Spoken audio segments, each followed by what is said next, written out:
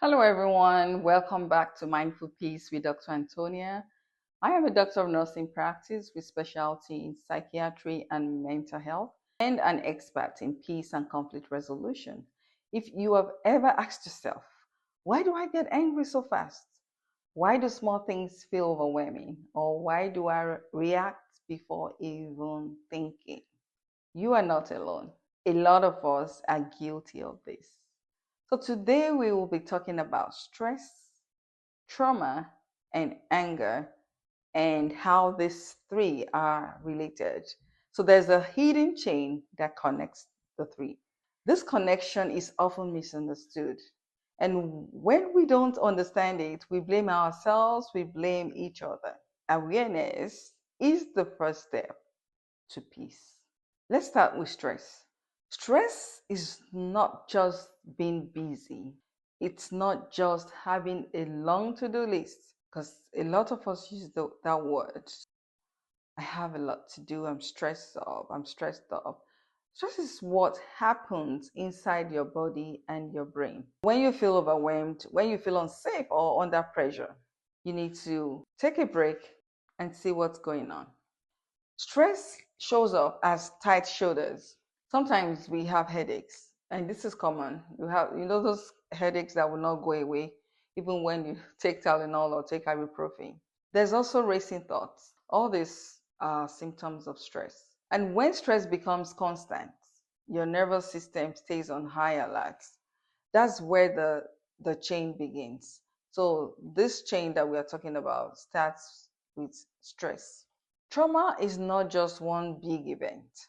It comes in different forms. A lot of us have gone through different kinds of trauma in our lives. Abuse is one of them, physical, sexual, emotional abuse, or growing up in a chaotic home, being constantly criticized. Some people are constantly brought down by their spouses, by their parents, by their siblings, by their friends.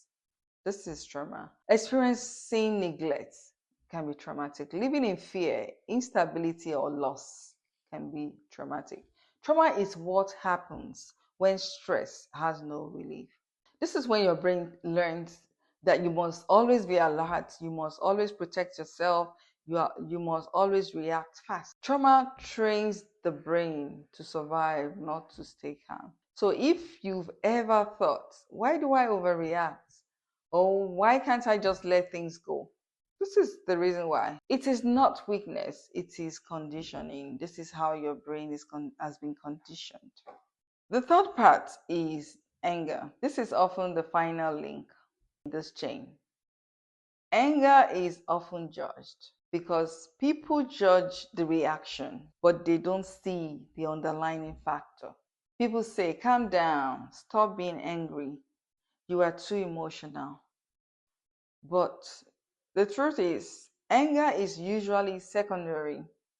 There's always an underlying cause. There's always a reason why somebody is angry. So don't be judgmental. Let's give people the benefit of the doubt. Anger often shows up after stress has piled up, when trauma has gone unrecognized, when emotions have been suppressed. Anger is the nervous system saying, I've had enough.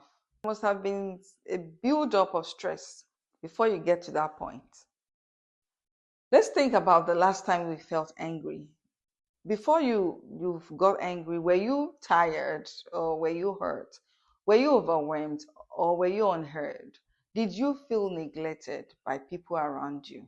Most anger is unprocessed pain, asking for attention. That's why you see some people taking risky steps or even trying to hurt themselves because they want to get attention.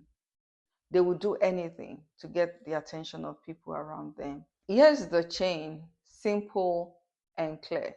Stress overloads the system. Trauma rewires how we respond. Then anger becomes the loudest expression. And that's what people see. When we don't interrupt this chain, guess what happens? Families experience more conflict. Relationships will break down between husband and wife, parents and their children, between friends, between colleagues. Communities will lose peace. But when we understand the chain, stress, trauma, and anger, we stop reacting and we start responding. How do we break this chain? It starts with naming the stress. You need to identify the root cause of the stress. Why is this person always angry? What is the problem? Is there neglect? Is there abuse? There's something that causes this. Acknowledging trauma, admitting that trauma exists. We can't continue to live in denial. Then creating safe ways to release emotions, finding an outlet to for built up anger or emotions. Then the simple steps you can start to take today is pause before reacting. Breathe deeply. Slow the body down first. Then you can think better. Then ask, what am I really feeling underneath this? Then seek support. Therapy is not weakness, it's wisdom. Peace is not silence, peace is regulation.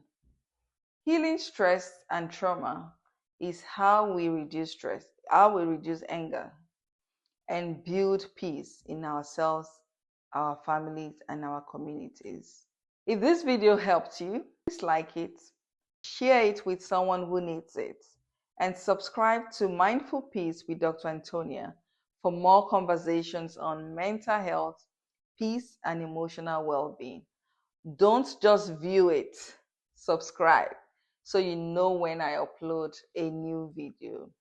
Until next time, stay mindful, stay peaceful, and stay tuned for more interesting videos. Cheers, everyone.